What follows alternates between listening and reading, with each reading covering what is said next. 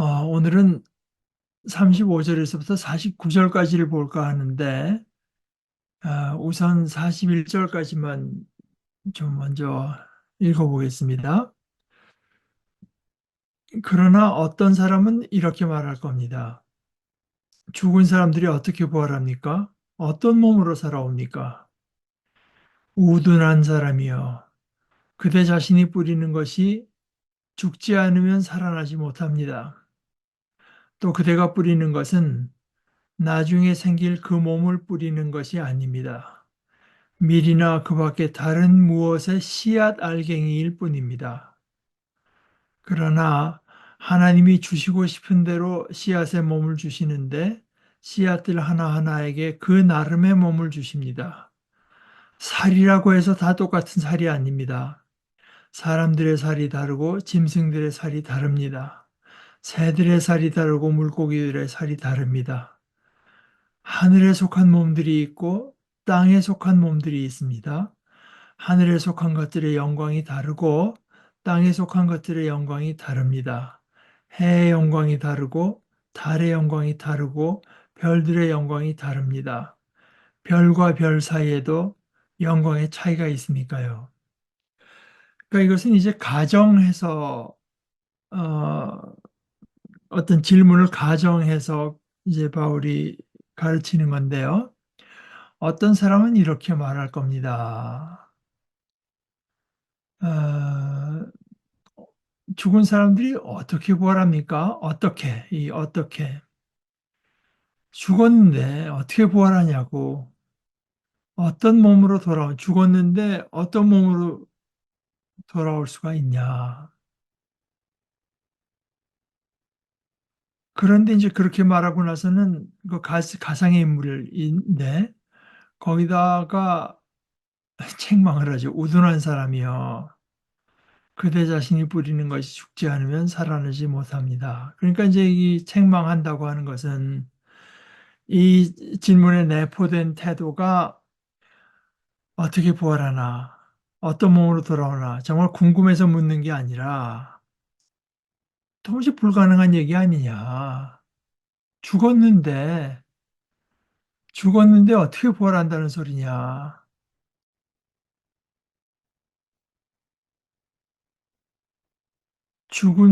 그러니까 생기가 약해지다가 끊어서 죽었는데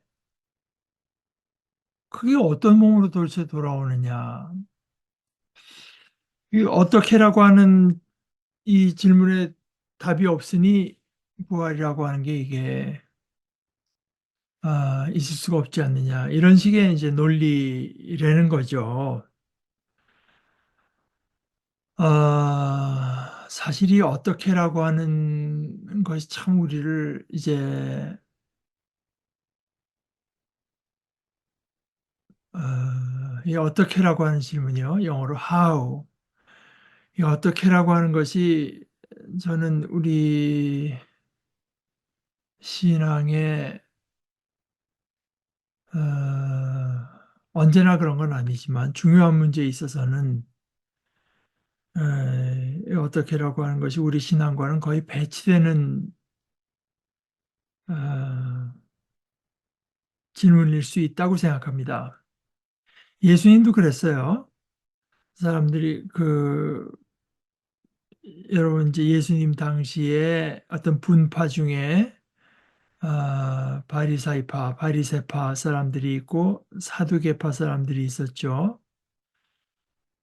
이 사두개라고 하는 거는 구약에 이제 나오는 제사 중에 사독의 어, 어떤 그 전통에서 나온 이름인데 대개는 이제 잘 나가는 사람들, 기득권층 이었기 때문에 그 사람들의 그 신학도 상당히 현실 고착적인 면이 많았고 그런 사람들이 되게 어떻게 됩니까? 그 정통이라고 하는 걸 되게 따지 정통신학. 아, 그러니까 성경에서도 사두개인들은 앞에 창세기, 출애굽기, 레위기, 민수기, 신명기 이 모세 오경만 절대적인 권위를 인정하고 그 중에 대표적으로 거기 천사를 그저 거기에 그 뭡니까 그 부활 얘기가 전혀 나오질 않기 때문에 그들은 이제 부활을 믿지 않았는데 아, 바리새파 사람들은 그거하고는 이제 달랐습니다. 근데 사두개파 사람들이 예수님께 질문을 하는데 보십시오. 그 뭐 어떤 사람 어떤 여자에게 남편이 있고 남편의 형제가 뭐 일곱 있었다. 그런데 첫째가 첫째 남자의 이제 아내였는데 그 사람이 죽어서 그 관습을 따라서 둘째가 이제 형수를 아내를 취했는데 둘째도 어떻게 다 또 죽었습니다. 셋째도 죽었습니다. 다 이렇게 죽었다고 하면은 그럼 당신 말대로 그 부활이 있다면 부활 때 그럼 어떻게 되는 겁니까? 그 여자가 도대체 누구의 아내가 되어야 됩니까? 그러니까 당신이 그 부활이라고 이제 그것도 이제 어떻게죠? 그때 예수님께서 그, 그 사람들이 이제 말의 본뜻은 그런 거 아니에요. 이게 도대체 있을 수가 없는 일이니 부활이라고 하는 것도 이게 결국 헛소리 아니냐. 근데 예수님이 너희가 성경도 하나님의 능력도 이게 제대로 이해 못했기 때문에 그런 말이 나오는 것이다. 아, 그러니까 그 포인트는 뭐냐? 하나님은 생명이 하나님이고 하나님께서 하시는 것이고 그래서 하나님 앞에는 모든 자들이 다 살아있는 것이고 어, 성경도 그것을 말을 하고 있다.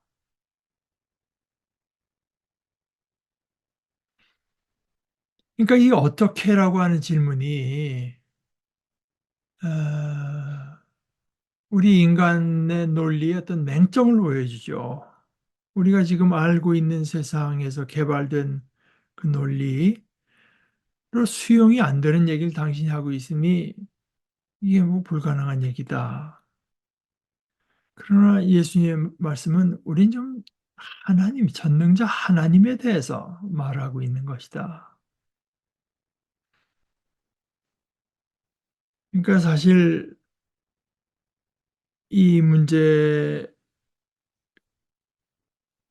조금 차원이 달라질지는 모르지만 저는 이제 어떤 면에서는 이 어떻게라고 하는 질문이 참 우리에게는 큰 유혹이 된다 싶어요. 그러니까 우리 신앙생활도 그렇잖아요. 그러니까 이게 내가 앞이 사방이 막히고 갑갑하고 할 때 이게 어떻게 여기서 벗어날 수 있을까 하는 전망이 전혀 보이지가 않으면은 이제 낙담하고 좌절하는 것이 사실 우리들의 현재 모습이죠. 사실 그런 데서 아무 벗어날 길과 해결이 보이지 않아도 하나님께서 하신다 하는 그것이 이제 우리의 믿음이라 자꾸 이 어떻게를 찾는 거, 교회가 어떻게 하면 새로워질까? 어떻게 해서 새로워질까? 어떻게 하면 부흥할까? 아, 근데 이제 신앙이 말하는 것은 누가 하느냐 하는 거죠. 누가, 어떻게가 아니라 누가 이 죽음의 몸에서 나를 구원해낼까? 내가 어떻게 구원받을까 하는 것은 아직 철저하게 그 우리가 지금 말하는 것은 인간의 능력을 벗어난 일, 인간 또는 이 세상의 어떤 자원을 다 개발하고 뭐 해가지고는 그것만으로는 이루어질 수 없는 일, 그래서 바울 사도가 고린도전서, 로마서 7장까지 이제 다 말을 하면서 오라 나는 권고한 사람이로다. 누가 이 죽음의 몸에서 나를 건져내랴. 그런데 이제 인간이라고 하는 건 오라 우리는 참 공고하구나.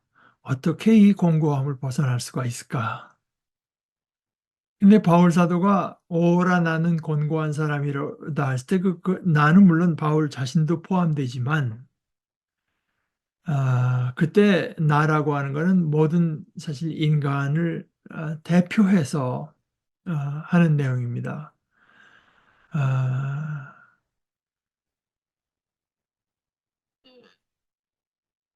우리 인간은 권고하다. 누가 이 죽음의 몸에서, 그러니까 질문이 누가거든요. 누가 우리 속에 있는 어떤 것으로서는 안 된다고 하는 철저한 절망. 그 예수님이 말씀하신 것도 그거거든요. 예수님께서 오셔서 특히 마가복음 1장 14절 하면서 예수께서 오셔서 하신 설교가 그거 아닙니까? 때가 차고 하나님의 나라가 가까이 왔으니 회개하고 그 기쁜 소식을 믿으라. 이제까지만 하면 다른 길을 찾아보라가 아닙니다. 이제까지와는 다른 길을 찾아보라고 하는 것이 아니라 자꾸 너희 속에서 너희가 가진 자원을 가지고 너희가 가진 지혜와 너희 지식과 이런 거를 가지고 뭐 결정적인 것을 해보겠다고 하는 그 태도를 돌이키라고. 그래서 그게 기쁜 소식이라고. 하나님 나라, 그래서 하나님의 나라 가까이 왔으니 이걸 믿어라. 회개하고 복음을 믿으라. 이제 그거거든요. 자꾸 끊임없이 인간은 아마 마지막까지 끊임없이 어떻게를 찾을 겁니다. 어떻게. 근데 물론 이제 어떻게가 실생활에서 필요하죠. 그러나 어떻게가 이런 결정적인 하나님의 영역, 하나님께서 이 어떻게가 닿지 않는 영역이 있어. 누가 우리 인간으로는 안 됩니다. 우리 인간뿐만 아니라 피조물로서는 되지 않습니다. 아, 한 뒤에 하나님께서 그, 그 안에서 이제 우리가 어떻게를 찾아가는 것은 얼마든지 필요하고 또 정말 기묘한 일이지만, 그러나 이제 적지 않은 경우에 우리가 누가를 물어야 될 때 우리는 엉뚱하게 어떻게만 끊임없이 이제 묻는 일이 어, 있고, 오늘 이 부활에 대해서도 이제 그런 식의 태도가 우리 속에 다 있다고 하는 거죠. 그래서 죽은 자들이 다시 산다. 그럼 우리 인간은 이제 머리를 굴린다는 겁니다. 그게 어떻게 가능할까? 뭐 DNA가, 흩어졌던 DNA가 어떻게 해서 되나? 또는 뭐, 여태까지, 인간에게 노화를 가져다 주던 뭐를 그게 어느 순간에 발견돼서 우리가 영원히 살까? 죽은 사람 다시 살려낼 수 있을까? 자꾸 이 를 따지는데, 그렇게 피조 세계 안에서 이루어질 수 있는 일이 아니다. 그러니까 이제 여기 이제 두 측면이 있는 겁니다.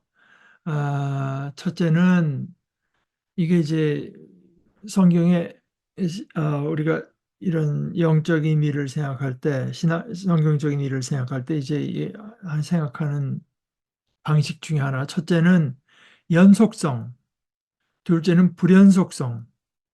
그러니까 이거는 생명이라고 하는 면에서 공통되고 연속성이 있지만 이 자연계 내에서 일어날 수 있는 어떤 것과도 이제 그런 것으로 규명이 될 수 없는 그 불연속성이 있는 거죠. 이제 연속성을 가지고 이제 설득을 해 주는 것은 그대 자신이 뿌리는 것이 죽지 않으면 살아나지 못합니다. 이제 우리가 그나마 받아들일 수 있는 어떤 자연 현상을 가지고도 설명할 수 있는 부분이 있고, 그가 일으키신다. 그러니까 그리스도의 부활을 믿고 그리스도의 부활을 본 사람들의 증언을 받아들인 뒤에는 이제 우리가 그것에 근거해서 우리가 생각을 펼쳐나갈 수는 있죠.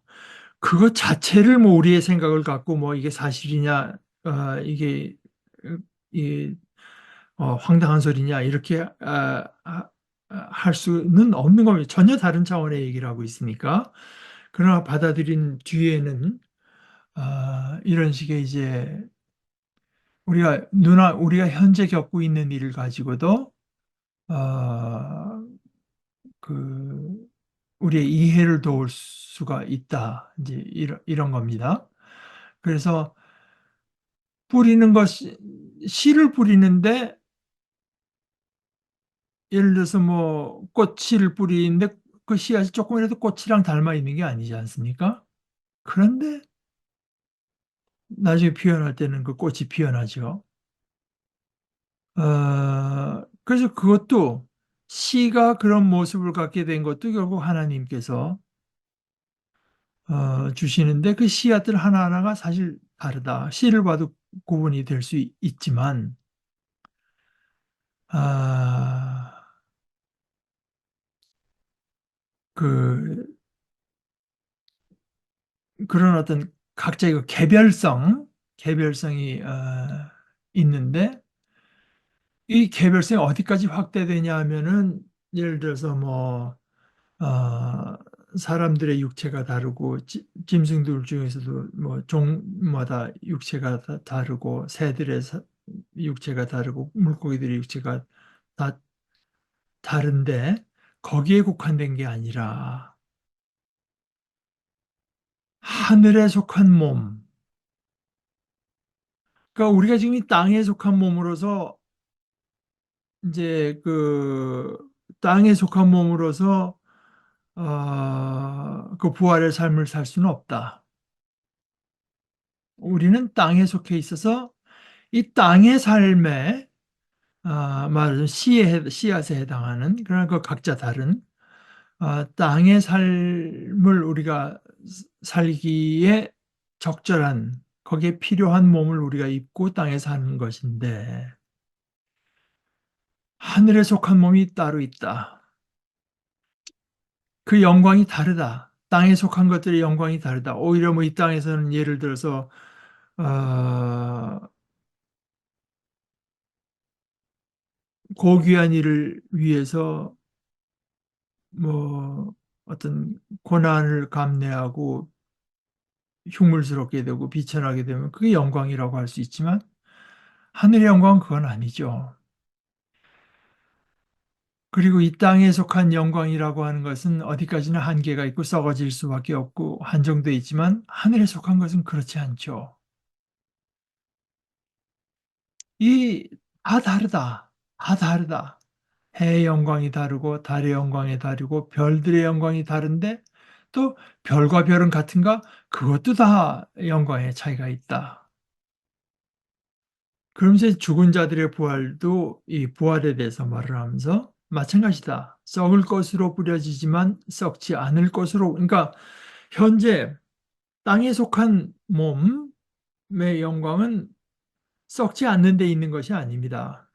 잘 썩는 데 있는 거겠죠, 오히려.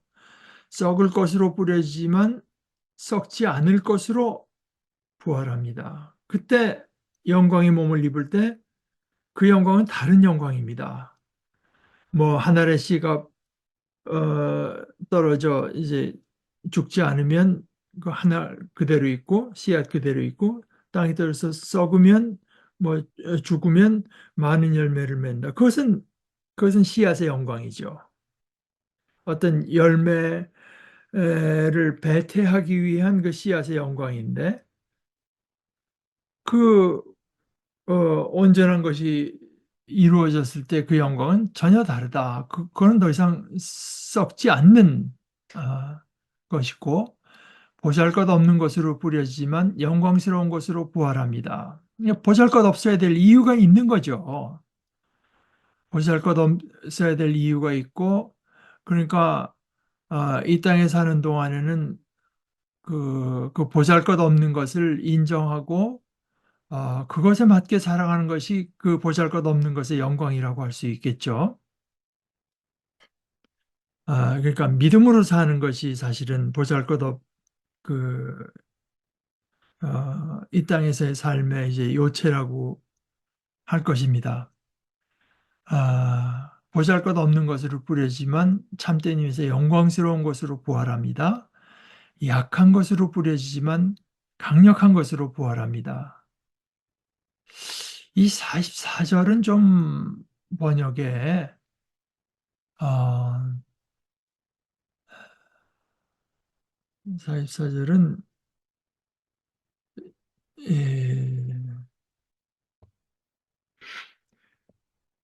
제가 아까 읽을 때는 자연에 속한 몸이라고 이제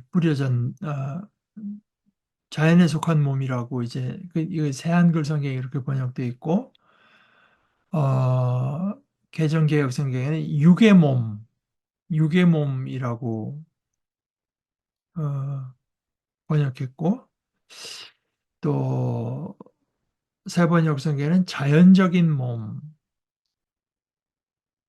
또 공동 가톨릭과 공동 번역에는 육체적인 몸, 영어 번역에도 natural body, 자연스러운 몸, 또는 어, physical body, 이 물질적인 몸, 가톨릭에서 번역한 성경에는 물질적인 몸, 또 다른 가톨릭에서 또 200주년 신약 성경에는 자연적인 몸 그랬는데 사실 이게 왜 이렇게 번역이 이제 좀 혼란스러워지냐 하면은 원어에 에, 원어에 뭐라고 되어 있냐면은 소마 푸시콘 푸시케 소마는 바디 몸입니다. 소마는 바디고 푸시콘 푸시케의 몸이라고 되어 있게 푸시케적인 몸 푸시케가 이제 제가 2, 3주 전에 설교할 때도 말씀드린 바 있죠. 참 번역하기가 어려운 말입니다. 이게 이제 푸시케라고 하는 거는 아, 아,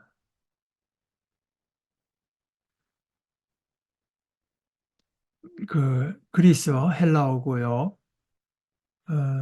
당연히 이제 그것과 어떤 짝을 이루는 그 구약 성경의 말이 영어로는 이제 네페시. 그런데 어, 이 네페시라고 하는 또는 푸시케라고 하는 거는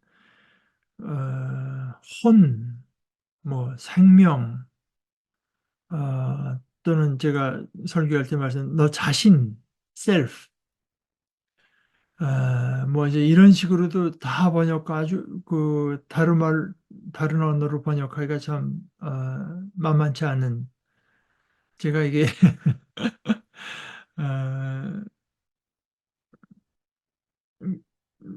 신학교에서 공부할 때 이제 첫 학기에 그 히브리어를 배우고 두 번째 학기에 이제 히브리어를 좀 배운 걸 기반으로 해가지고, 어, 되게 닥터 켈리라고 하는 그 히브리어의 대가죠. 그 교수 클래스를 듣는데, 뭐, 어디 번역해보라 그래서 번역하다가, 거기 이제 제일 많이 번역하는 대로 네페시가 나왔길래 소울이라고 번역했더니 그 사람이 거기 그 소울이라고 하는 말이 그게 들어갈 수 있는 말이냐. 뭐 저는 두 학기째 내고 뭐 어떻게 대답해 줄지 몰라서 그냥 아, 이 거기 이제 왜 이렇게 그 자연적인 몸, 육체적인 몸, 이 육체적인 몸이라고 하는 거는 이거는 그냥 한마디로 뭐예요? 오역입니다. 그건 육체적이라고 번역할 수 없어요. 어, 김세윤 교수는 이제 이렇게 번역했습니다. 혼적인 몸. 푸시케가 이제 영혼, 소울이라고 한다고 했죠. 혼적인 몸으로 심어지고 영적인 몸으로 일으켜진다. 그러니까 지금 우리의 몸을 혼적인 몸이라고 이제 말을 했다. 이 인간을 묘사하는 데 쓰는 말은 참, 이제 이게 만만한 게 아닌데, 제가 며칠 전에 제가 그 페이스북에 들어있는 그룹 중에 하나가 이제 C.S. 루이스 좋아하는 사람들이 하는 그룹인데, 그 중에 그 사람들이 이제 자주 그 C.S. 루이스의 글 중에 자기가 자기한테 이제 좋았던 것들을 거기다 인용해서 싣곤 합니다. 근데 며칠 전에 누가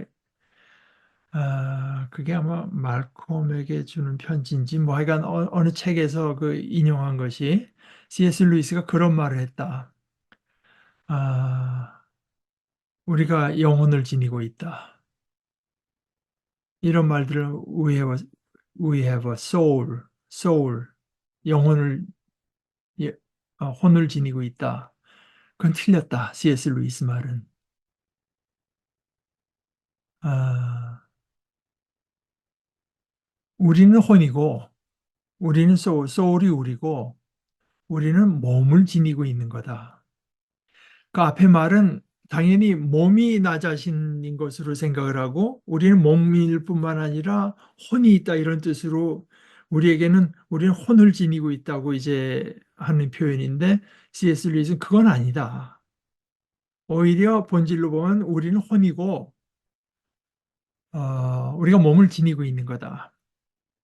근데 그 말이 상당히 일리가 있죠. 그러니까 아, 그 소설가 박완서 씨가 이제 언제 글을 쓰면서 70이 넘으니까 무슨 일을 할 때 몸이랑 꼭 상의를 해봐야 된다. 내가 이 일을 시작해도 되겠니? 내가 지금 거기 가도 되겠니? 예, 그러니까 몸이 내 뜻대로 안 되잖아요. 그럴 때 이제 더 분명히 드러나죠.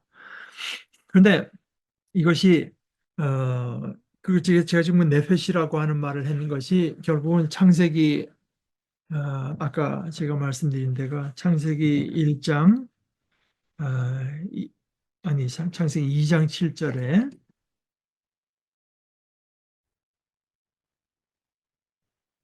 이렇게 돼 있습니다.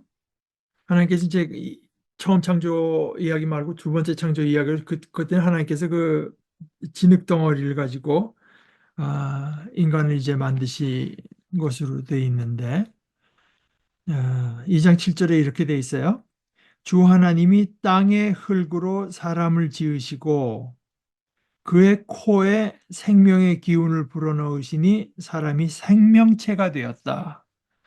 이거는 이제 대단한 이제 그 의역이 들어간 것이고 생명체가 되었다고 하는 말이 르는 전치사입니다. to, at, for 이런 뜻이 여기서는 to겠죠. 르 네페시 하야 살아있는 네페시가 됐다. 살아있는 네페시로 됐다. 르 네페시 하야 이제 이렇게 돼 있는데 그러니까 아, 그 인간이 이제 네페시가 된 겁니다. 그런데 그 그것이 그냥 인간이에요. 그러니까 하나님의 성령을 받아서 어떤 그 영광스러운 몸을 입은 게 아니라 그 사람이 그렇다. 그렇기 때문에 그게 이제 자연적인 그러니까 2장 7절에 창조한 그 차원의 인간. 그러니까 그 네페시, 소울. 그러니까 그러니까 이제 자연적인 인간이라는 번역이 그래서 나오는 겁니다. 그 그러나 이제 김세윤 교수는 그냥 그 네페시적인 인간, 부식회적인 인간, 소울적인 인간, 혼적인 인간으로 그냥, 그러니까 그 차원의, 그 차원의 인간, 아직 그 새로운 차원을 입지 않은 인간, 그런 몸, 여기서 몸은 단순히 그 살만 말하는 게 아니라 몸으로 존재하는 우리 존재를 말하는 건데요. 소마라고 하는 것은 그 살만 말하는 건 사르크스라고 해서 그 영어로 플래시, 살, 육체 이런 건데 여기서는 그걸 말을 하자면 소마라고 해서 그 혼적인 존재로서 이제 우리 혼적 몸으로 심어지고 영적인 건 여기서 전혀 다른 혼과 몸과는 전혀 다른 이거 하늘의 차원에서 온 것은 이 영적인 거죠. 그러니까 혼적인 몸으로 심어지고 영적인 몸으로 일으켜진다, 부활한다. 혼적인 몸이 있으면 영적인 몸도 있다. 아, 여기 그 혼적 이라고 하는 것이 지금 말씀드린 대로 그 창세기 2장 7절을 염두에 두고 한 말이라서 아, 자연적인 몸이라고 하는 것은 이제 그런 어떤 아직 그 하나님께로부터는 그 영에 의해서 어, 변화받음을 입지 못한 몸이기 때문에 그냥 그런 의미에서 자연적인 몸이라고 번역할 수는 있지만 아, 김세윤 교수는 단적으로 그걸 육외라고 번역한 것은 이건 단순히 오역이다. 그것은 그러니까 우리의 혼적 몸이라고 하는 것은 혈과 육으로 구성된 처음 창조, 옛 창조의 자연인의 몸이며, 즉 그것은 흙으로 빚어져서 결국 나중에 흙으로 돌아갈 몸으로서 이건 하나님의 영과는 관계없는 존재입니다. 하나님의 영이 입혀지지 않은 그 혼적인 몸은 그렇고, 그 영적인 몸은 뭐냐? 하나님의 영에 의해서 영을 힘입어서 영에 의해서 이제 변화된 존재, 새로운 피조물을 말하는 거죠. 여기 김세윤 교수의 글을 좀 따라서 표현을 그대로 읽으면 혼적인 몸이라고 하는 것은 처음 창조, 예창조를 하게 처음 창조의 자연인의 몸이기 때문에 이건 뭐 누구나 다 경험하는 것이 이제 생로병사에 해당하는 거죠. 늙고 쇠약해지고 병들고 죽어 썩어지는 것이기도 하고 또 다른 면으로는 죄의 권세 아래서 죄의 권세 아래 쉽게 떨어지는 연약하고 욕된 것. 그런데 영적인 몸, 영은 생명을 주시는 진짜 생명을 주시는 분이기 때문에 영적 몸은 생명을 주시는 하나님의 영의 힘을 그 힘, 그 능력을 입은 몸이니 이거는 하나님의 생명으로 충만해진 것이어서 그건 썩지 않고 강하고 영광스러운 몸 것입니다. 그런데 이제 여기서 그 신학자들이 던지는 질문이 있습니다. 대체 바울이 이걸 어떻게 알았을까? 뭐 그냥 하나님께서 계시로 알려주셨다 이러면 간단하지만 바울 사도가 그런 말은 하질 않고 어, 이제 이 내용을 그냥 말로만 하기 때문에 궁금해하는 겁니다. 아, 이건 뭐 동시에 어떤 출처가 있을 거 아니냐. 뭐 하나님께서 환상 중에 밤에 확 보여주셨다든가 뭐 아니면 우리가 성경에서 미처 읽지 못했던 것인데 알고 보니까 그런 걸 말하는 데가 있었다든가 뭐 출처가 있어야 될 거 아니냐. 이제 그런 질문이 어, 있는데 우선 그거는 이제 42절에 49절까지 다 읽은 뒤에 한번 더 생각해 보도록 하십시다. 죽은 자들의 부활도 마찬가지입니다. 썩을 것으로 뿌려지지만 썩지 않을 것으로 부활합니다. 보잘것없는 것으로 뿌려지지만 영광스러운 것으로 부활합니다. 약한 것으로 뿌려지지만 강력한 것으로 부활합니다. 자연에 속한 것이 이게 아까 자연에 속한 그 혼적인 몸으로 뿌려지지만 영적인 몸으로 부활합니다. 혼적인 몸이 있다면 자연에 속한 몸, 그냥 처음 창조에 그친 그 옛 창조에 속한 온전히 거기에만 속한 몸이 있다면 영적인 몸도 있습니다. 마찬가지로 이제 아담 얘기가 나옵니다. 여기서 45절에 마찬가지로 성경이 이렇게 적혀 있기도 합니다. 첫사람 아담은 생명체가 되었다. 아까 이제 읽은 창세기 2장 7절의 얘기입니다. 그런데 첫사람 아담은 그렇게 혼적인 존재가 되었는데 마지막 아담, 이건 당연히 예수님을 말하는 거예요. 마지막 아담은 생명을 주시는 영이 되셨습니다. 이게 이제 첫 아담과 마지막 아담, 아담과 예수님을 어떻게 대조하는가 보십시다. 그러나 먼저 있었던 것은 영적인 것이 아니라 자연에 속한 것이었습니다. 그 다음으로 영적인 것이 있었습니다. 자연에 속한 것이라고 하는 것이 부시콘, 약간 혼적인 것이 먼저 있고 그 다음에 영적인 것이 첫사람은 땅에서 나와서 흑의 사람이고 출처가 둘째 사람은 하늘에서 그러니까 이런 의미에서는 예수님께서 그 동정녀의 몸을 입어 처녀의 몸을 입어서 났다고 하는 것이 왜 신학적으로 이렇게 중요한가 하는 걸 우리가 좀 어, 생각할 수 있죠. 둘째 사람은 하늘에서 나셨습니다. 그 첫 번째 흙의 사람이 어떠하면 그 밖에 흙의 사람들도 그러합니다. 그 첫 창조에 속한 우리 모두가 다 이제 그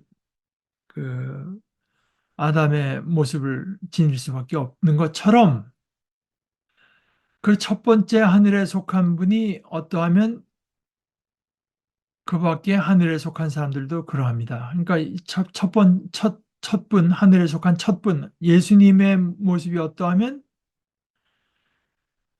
그 믿음으로 예수님 안에 있고 예수님과 연합된 모든 사람들도 그러합니다. 그러니까 우리 모두가 아담의 모습이 있는 것처럼 우리 모두가 예수님의 그 모습을 입게 돼 있다. 이런 거죠. 우리가 흙의 사람인 그의 모습을 지녔던 것처럼 하늘에 속한 그분의 모습도 지니게 될 것입니다. 그러니까 이제 예수님과 예수님을 통해서 우리가 입게 될 일을 이제 아담과의 대조를 통해서 이제 설명하는 것입니다. 이걸 이제 이제 성경에요. 우리의 구원에 대해서 막 이제 탐구하는 구원론이라고 말하고 하나님에 대해서 논의하는 하나님 어떤 분이고 뭐 하는 걸 신론이라고 말을 하고 죄에 대해서 하면 죄론이라고 하는 것처럼 예수님에 대해서 말하는 그리스도론, 기독론, 기독론이라고 이제 말을 하는데 이 기독론이라고 하는 데서 아, 여러 가지 그 갈래의 설명이 있을 수가 또 여러 가지 측면에서 설명이 있을 수가 있는데 여기 이제 그 기독론 예수님이 어떤 분이고 예수님을 통해서 어떤 일이 일어나는가를 설명하는 하나의 방편으로서 이제 아담을 대조하는 이런 것이 있고 또 하나는 그 그리스도는 하나님의 형상이시다. 그 형상을 갖고 설명하는 기독론이 이제 있을 수가 있어서 어, 이런 거를 이제 학자들은 그 아담 기독론이라고 한다고 합니다. 어, 첫 아담, 마지막 아담의 어, 우리가 요즘 한국말로 뭐 남녀들이 쟤는 내 타입 아니야 하는 게 어떤 그 타입에 여러 개별 개체가 들어가지 않습니까? 이 유형을 쟤는 내 유형, 내가 좋아하는 유형이 아니다 이런 건데, 또는 모형이라고도 해서 신학자들이 이제 첫 아담, 마지막 아담, 모형론, 첫 아담, 마지막 아담, 유형론, 영어로 이제 타이폴로지라고 하는 말을 씁니다. 그런데 이거는 성경이 다른 데는 나오지 않고 바울에게만 있어요. 그래서 이런 설명 방식이. 그래서 이거 이제 이 아담 기독론이라고 하는 것이 바울이 개발한 건 틀림없는데 이게 어떻게 개발된 거냐? 어떻게 해서 바울이 여기에 착안하게 됐느냐? 이제 학자들이 이거 갖고 좀 많이 설왕설래했다고 해요. 근데 이제 조금 전문적인 얘기가 되겠지만 그래도 우리가 이런 거 한번 좀 맛을 저도 뭐 이쪽에 정통한 사람이 아니고 이 이제 이런 2차, 3차 설명해 주는 분의 설명을 듣고 이제 그걸 또 여러분께 소개하는 것이지만 이거 상당히 그 도움은 많이 된다고 생각해서 이제 여러분과 나누자면은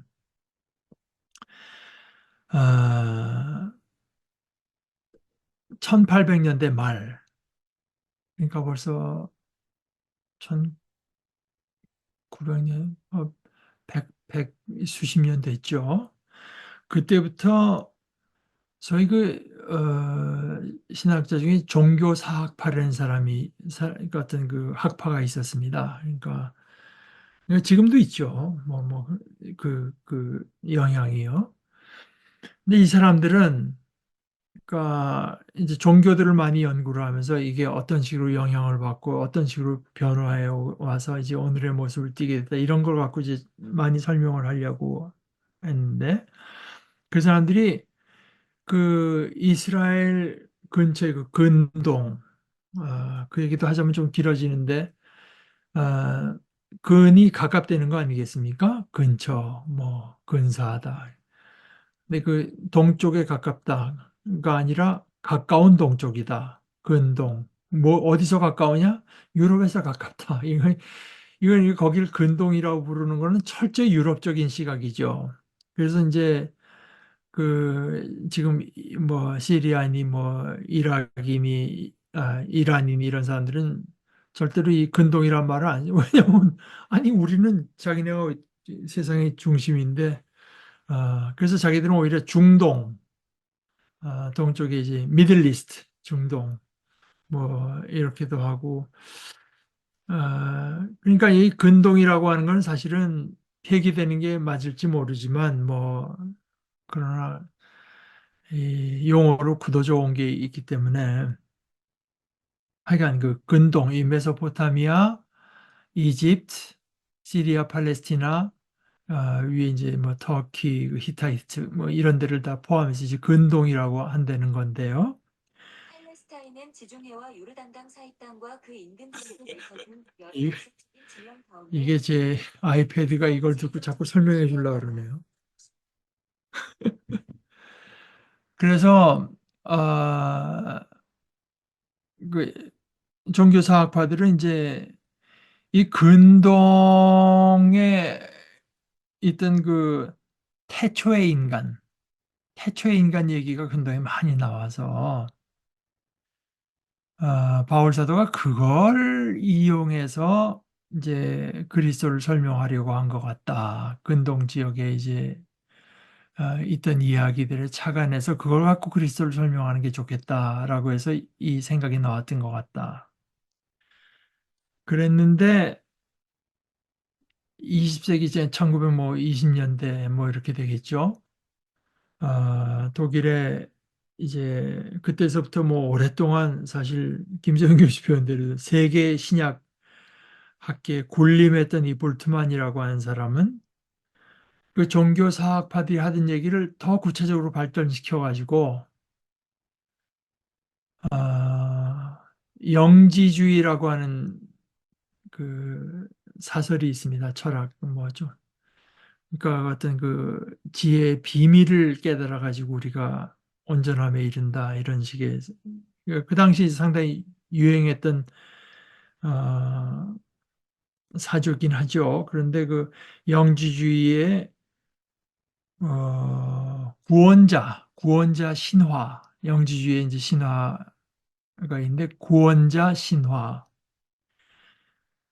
바울 사도가 그 영지주의에 있던 구원자 신화를 이걸 가지고 이제 그리스도에게 적용해서 개발했다고 주장을 했고, 워낙 대가가 이제 말을 하고 하니까 그게 수십 년 동안 볼트만뿐 아니라 볼트만의 그 제자들이 또 많고 그 사람들에서 거듭거듭 주장 아, 해서 특별히 그 좀 비판적인 학자들한테 아주 널리 받아들여졌는데 그러다가 2차 대전을 다 겪고 나서 1960년대 이제 좀 젊은 학자들이 더 철저하게 고대 근동의 여러 언어들을 탐구해서 이제 더 철저하게 문헌들을 조사하고 토판이 내지 이런 거죠. 이런 것들을 다 이제 고대 문서들을 실제로 다 들여다 보니까 근동에 만연한 태초의 인간 설화가 이렇게 왔다고 하는 게 이게 동시 맞는 소리가 아니다. 그거는 대충 보고 나서 그냥 그야말로 요즘 한국말로 뇌피셜을 굴려서 그 사람들이 그렇게 말을 한 거지. 실제로 그 문헌들을 다 보고 나서는 도저히 그런 말을 할 수가 없다. 그렇고 볼트만이 신약이 쓰여지는 시대에 그 근처에 그 헬라의 세계에 널리 유포되어 있다고 주장했던 그 소위 영지주의 구원자 신화, 이런 거는 존재하지도 않았다. 실제로 존재하지도 않은 것으로 밝혀졌다.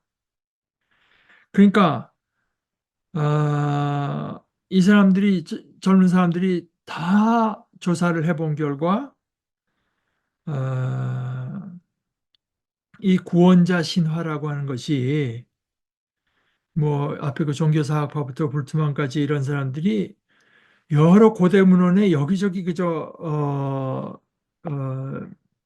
서로 간에 연관되지도 않은 상호 연관성이 없이 등장하는 여러 가지 설화에서 조각조각 떼내 가지고 멋대로 짜맞춰 낸 하나의 그 그냥 그 근거 없는 가설, 철저히 정확히 근거를 이제 바탕하지 않은 가설이었다고 하는 것을 밝혀내서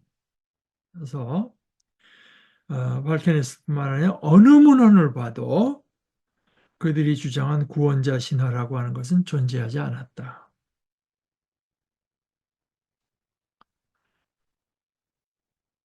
그러면서 이제 김세윤 교수가 이것이 마치 무엇과 같은가 하면은 제가 이게 전에부터 이제 품고 있던 하나의 의문인데 지금 미국 텍사스에 이제 그 어떤 신학교 하나가 굉장히 유명한 신학교입니다. 거기서 훌륭한 학자들도 많이 배출되는데 그 학, 그, 그 신학교 에서 이제 가지고 있는 어떤 그 주장 중 하나 세대주의라고 하는 게 있어요. 세대. 디스펜세이셔널리즘이라고 하는데 오늘 지금 그 얘기를 하려는 건 아니지만 여러분들이 알고 있는 게 좋겠어서 왜냐하면 사실 저는 아무리 봐도 그게 이단이거든요. 세대주의라고 하는 게. 그런데 뭐 그게 워낙 자리를 잡고 한국에도 거기서 공부하고 온 분들 누구더라도 그러니까 본인들은 또 자기는 세대주의는 받아들이지 않지만 뭐 그 학교에서 뭐 좋은 걸 배웠다 이제 이런 식의 얘기를 하는데 글쎄 그게 뭐 가능한 얘기인지 모르겠어요. 한국에서는 그냥 다른 면에서는 조금만 뭐가 있어도 그냥 이단이다 하고 뭐 하던 사람들이 그 세대주의를 그렇게 크게 문제 삼지 않는 건 모르겠는데 이렇게 이제 김세윤 교수 말합니다. 제가 아까 구원자 신화라고 하는 게 허구다 이런 얘기를 하고 나서 그 가설은 마치 세대주의자들이 이 사람들이 성경의 여러 책을 섭렵해 가지고 종말론에 관한 가르침을 담고 있는 것처럼 보이는 구절들을 이게 당초 그 구절이 무슨 맥락에서 그 말을 했나는 상관없이 그저 제 멋대로 조합해서 무슨 이게 천년 왕국이니 뭐 7년 대환란이니 아마 이런 얘기를 이제 여러분들도 심심치 않게 들을 수 있을 겁니다. 천년 왕국 뭐 7년 대환란이니 하면서 만들어낸 종말론적 시나리오 이게 세대주의와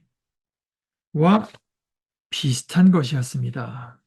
그냥 그 정도만 하십시다. 그러니까 세대주의라고 하는 게 있고 뭐 7년 대환란설, 뭐 천년 왕국, 뭐 밀레니엄 이거는 성경에 나오는 얘기이긴 한데 그것도 또 이제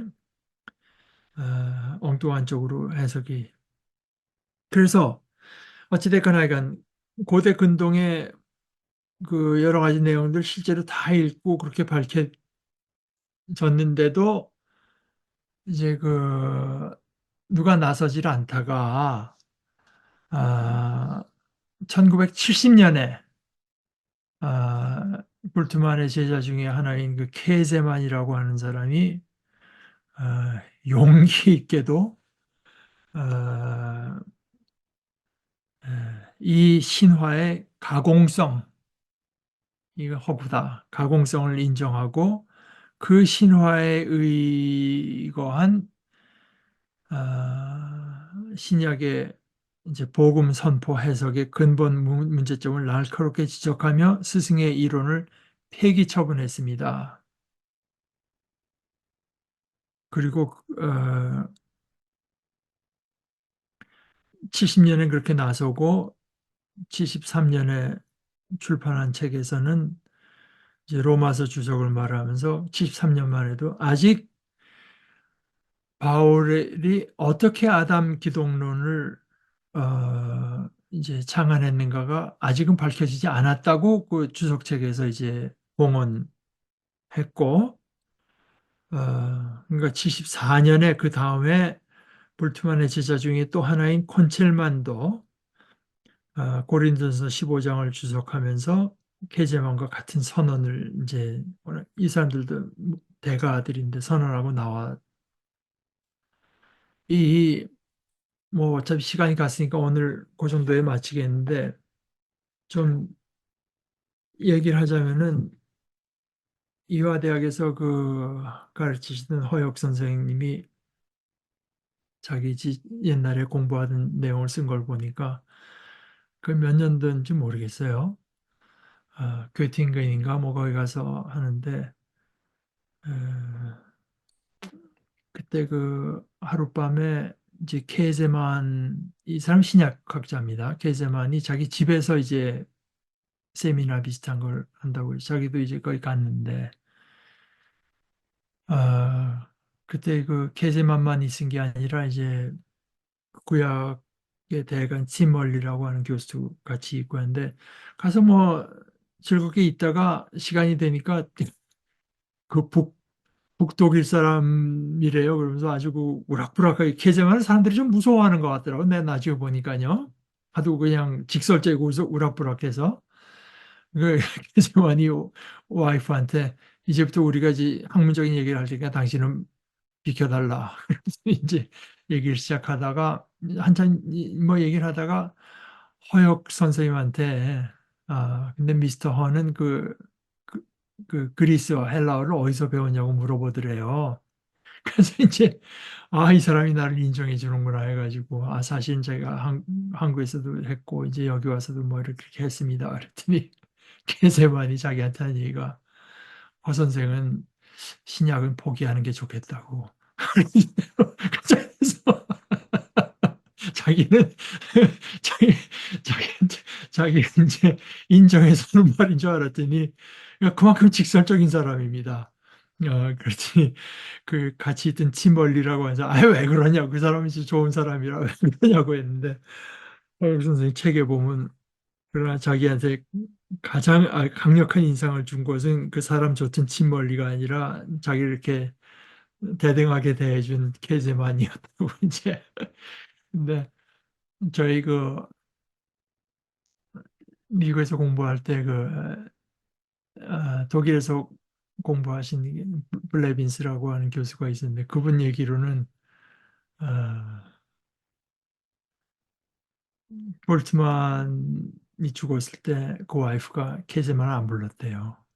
그냥 근데 이거 완전히 이제 이 스승을 치고 나와 지금 그때부터 거진 배신자처럼 취급을 받아서 뭐 배신자고 말건 뭐 그 성격이 불같은 사람이고 동시에 이게 스승이라고 해도 이 근거가 없는 얘기가 밝혀졌다고 하는 얘기를 이제 한 거니까. 그런데 이제 그렇게 했는데 70년에 이제 학회에서 그렇게 발표를 하고 73년에 로마서 주석에 아직 밝혀지지 않았다고 말을 했는데 이제 김세윤 교수가 자기는 거기에 대해서 그걸 주제로 삼고 깊이 연구해서 자기 생각은 이렇다. 그리고 사실은 그것이 이제 많은 인정을 받은 게 있어요. 어떻게 해서 그 바울이 이 아담 기독론이라고 하는 것을 이제 상환하게 되었는가?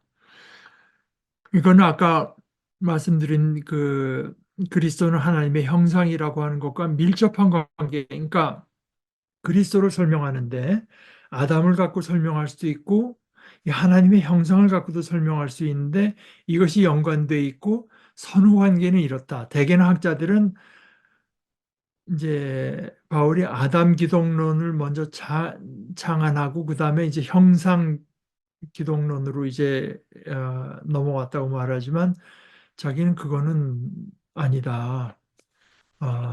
형상 기독론이 먼저다.